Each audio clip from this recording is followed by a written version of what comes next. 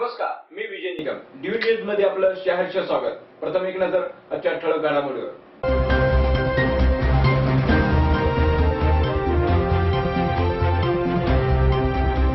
धुळीने गुदमरला मंगळवेढेकरांचा सॉंग.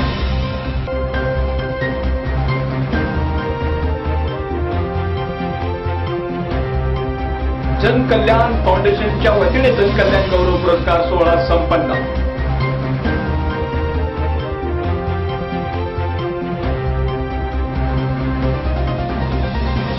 मंगळवेढा बस स्थानक सदस्यांच्या विळख्यात.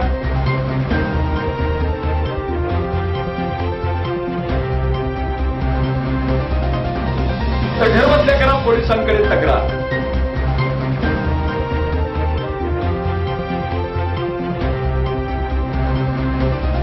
तसेच सरपंच रामेश्वर मासाळ याच गोरेवाडीच्या उपसरपंच पदाच्या निवडणुकीसाठी पोलीस बंदोबस्तात मतदानासाठी जाण्यास परवानगी.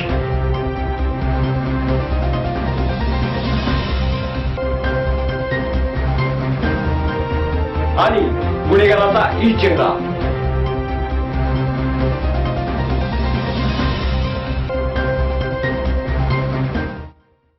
तर पाहूया सविस्तर बातमीपत्र.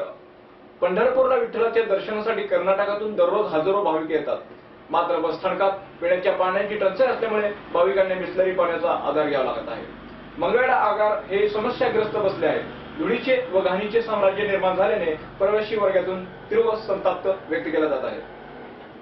पिण्याच्या पाण्याची गैरसोय असून बस स्थानक परिसरात घाणीचे साम्राज्य असल्यामुळे भाविकांना त्रास सहन करावा लागत आहे. एकंदरीत मंगळवेढ्यातील बस स्थानक समस्यांचे आगार बनल्याचे दिसून येते.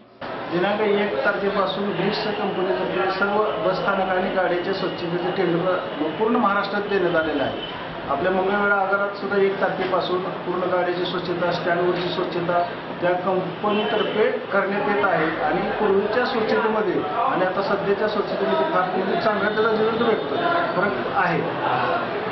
आणि आता तुम्ही पाण्याच्या टाकीमध्ये म्हणला तर त्या पाण्याचा आम्हाला आमदार निधीचा जो पीओपी मंजूर झालेला आहे ते साधारण 1 महिन्यात 1.5 महिन्यामध्ये बघा ते सुद्धा तिथं पाण्याच्या टाकीत सुद्धा आपल्याला शीतपेय निर्मितद्वारे तिथंच ते बसवलं जाणार आहे.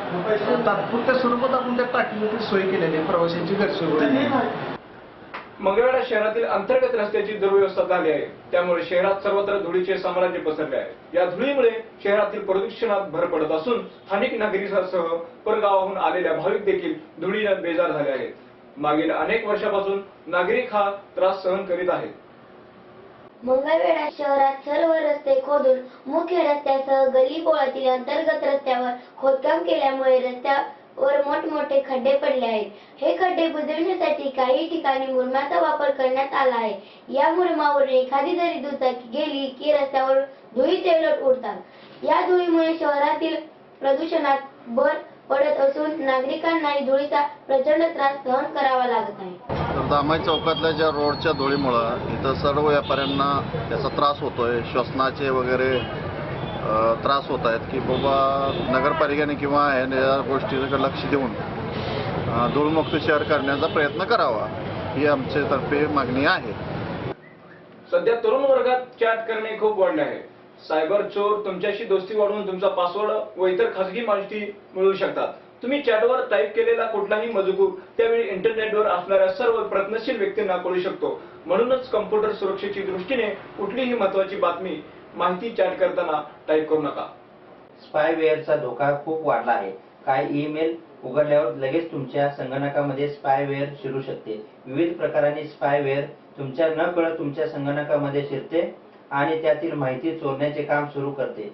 तुमची खाजगी माहिती, काय पासवर्ड टाईप केले, कुठले प्रोग्राम वापरले, कुठल्या वेबसाईटना भेटी दिल्या, ही माहिती स्पायवेअरच्या साहाय्याने सायबर चोराच्या हाती लागू शकते. काही प्रकारचे स्पायवेअर संगणक प्रोग्राम तुमच्या संगणकामध्ये कायमस्वरूपी टाकू शकता. जनकल्याण फाउंडेशनच्या वतीने जनकल्याण गौरव पुरस्कार सोहळा संपन्न झाला. जनकल्याण फाउंडेशनच्या वतीने गेल्यात डॉक्टर निर्मल कुमार फडकुले सभागृहात विविध मान्यवरांच्या हस्ते विविध क्षेत्रातील गुणवंतांना पुरस्कार देऊन सन्मानित करण्यात आले. हा पुरस्कार माजी जिल्हा परिषद अध्यक्ष बळीराम काका साठे व सहाय्यक पोलीस आयुक्त पौर्णिमा चौगुले यांच्या हस्ते गुणवंतांना देण्यात आला। यावेळी जय हिंद शुगरचे चेअरमन बबरूवान माने, उद्योगपती विष्णू लोंढे, सोलापूर श्रमिक पत्रकार संघाचे अध्यक्ष विक्रम खेलबुडे आदी मान्यवर उपस्थित असल्याचे जनकल्याण फाउंडेशनचे अध्यक्ष राजेंद्र हजारे यांनी दिली। आदरणीय माननीय शरदचंद्रजी पवार साहेब यांच्या वाढदिवसानिमित्त जनकल्याण फाउंडेशन व नागेश करजी फाउंडेशन यांच्या वतीने जनकल्याण पुरस्कार सोहळा संपन्न होणार आहे। सोलापूर जिल्ह्यातील विविध स्तरातील विविध क्षेत्रात मान्यवर ज्यांनी उल्लेखनीय कार्य केलेले आहे अशा 20 व्यक्तींचा आपण जनकल्याण पुरस्कार देऊन गौरव करण्यात येणार आहे। पुन्हा एक नजर आजच्या ठळक घडामोडीवर।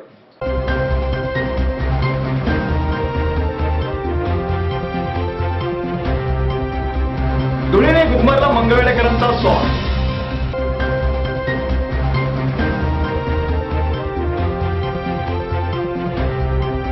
जनकल्याण फाउंडेशनच्या वतीने जनकल्याण गौरव पुरस्कार सोहळा संपन्न।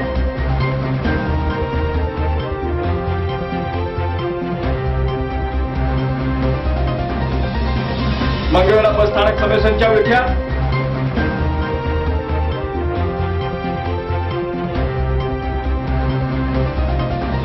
तर घरबसल्या करा पोलिसांकडे तक्रार।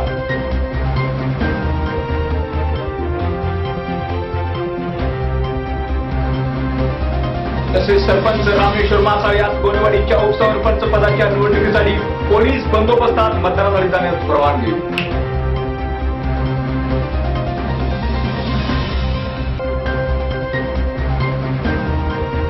आणि गुन्हेगाराचा ई चेहरा।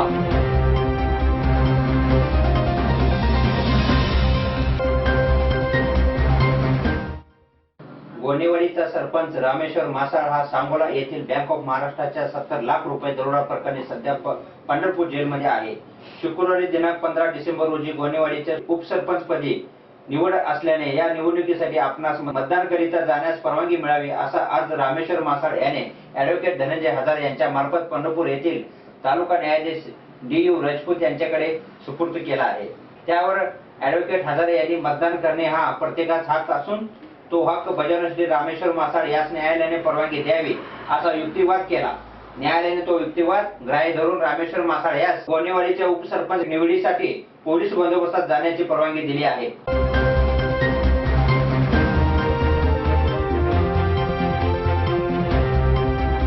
पंढरपूर तीर्थक्षेत्र विकास आराखड्यातील बांधकामांना वाळू उपलब्ध करून द्यावी असे आदेश विभागीय आयुक्त चंद्रकांत दळवी यांनी आज जिल्हा प्रशासनास दिले। पंढरपूर तीर्थक्षेत्र विकास आराखड्याबाबत आज विभागीय आयुक्त चंद्रकांत दळवी यांच्या अध्यक्षतेखाली आढावा बैठक झाली। या बैठकीत त्यांनी हे आदेश दिले। जिल्हाधिकारी कार्यालयातील सेतू सभागृहात झालेल्या या बैठकीस उपायुक्त उत्तम चव्हाण, अतिरिक्त जिल्हाधिकारी रामचंद्र शिंदे, जिल्हा नियोजन अधिकारी सर्जेराव दराडे आदी उपस्थित होते। पंढरपूर तीर्थक्षेत्र विकास आराखड्यातील चंद्रभागा नदी पात्रातील घाटाचे काम वाळू अभावी थांबले असल्याचे सांगण्यात आले। यावर जिल्हा प्रशासनाने जप्त केलेली वाळू बांधकामास उपलब्ध करून द्यावी अथवा कृत्रिम वाळूचा वापर करून बांधकाम पूर्ण करण्यावर भर द्यावा। येत्या 15 दिवसात याचे काम सुरू करावे याबाबत आराखडा कार्यकारी समितीच्या बैठकीत अहवाल सादर करावा।